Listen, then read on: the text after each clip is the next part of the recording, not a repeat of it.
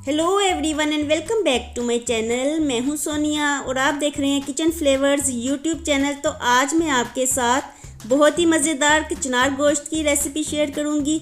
कचनार का सीज़न चल रहा है तो सीजनल वेजिटेबल्स बहुत ही मज़े की लगती हैं और आज मैं आपके साथ कचनार की ऐसी रेसिपी शेयर करूंगी जिसके ज़रिए ना तो ये गलेगी और ना ही कच्ची रहेगी। तो चलिए देखते हैं हम इतनी मज़ेदार कचनार को कैसे तैयार करते हैं। तो ये रेसिपी 1 kg कचनार के लिए है और इसमें ½ kg मैंने चिकन ऐड किया है।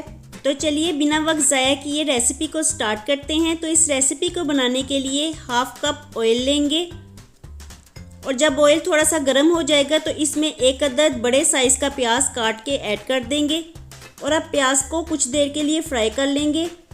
जैसे ही प्याज का कलर थोड़ा सा ट्रांसपेरेंट हो जाएगा तो इसमें 1 टीस्पून लहसुन पेस्ट ऐड करनी है और इसे अच्छी तरह से मिक्स कर देंगे।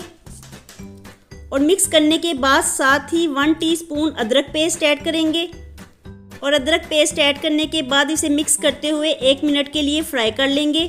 और जैसे ही ये अच्छे से फ्राई हो जाएंगे तो इसमें 2 अदद टमाटर काट के ऐड कर देने हैं। मैंने टमाटरों का पेस्ट डाला है, आप टमाटर काट के भी ऐड कर सकते हैं। और टमाटर ऐड करने के बाद इसे अच्छे से मिक्स कर लेंगे और अब इसमें स्पाइसेस ऐड करेंगे। तो स्पाइसेस में 1 टेबलस्पून नमक, 1 टीस्पून पिसी हुई सुरख मिर्च, 1 टीस्पून धनिया पाउडर और ½ टीस्पून हल्दी ऐड करेंगे और सब स्पाइसेस को अच्छे से मिक्स कर लेंगे। अब इसे ढक के 2 से 3 मिनट के लिए पका लेंगे ताकि मसाला अच्छी तरह से सॉफ्ट हो जाए।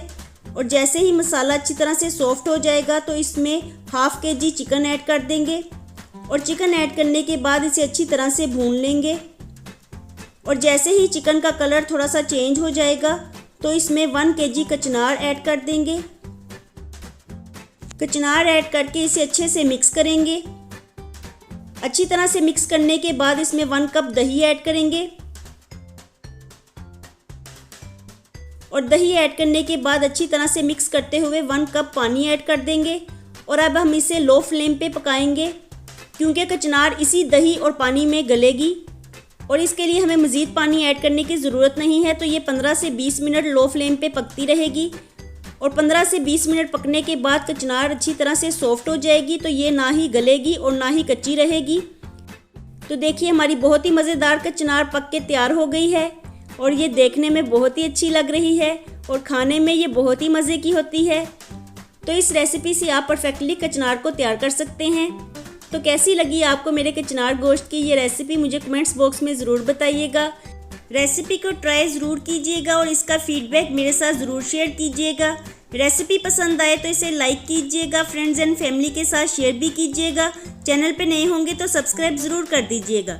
मैं मिलती हूँ आपसे दोबारा with the next recipe. Bye bye and take care.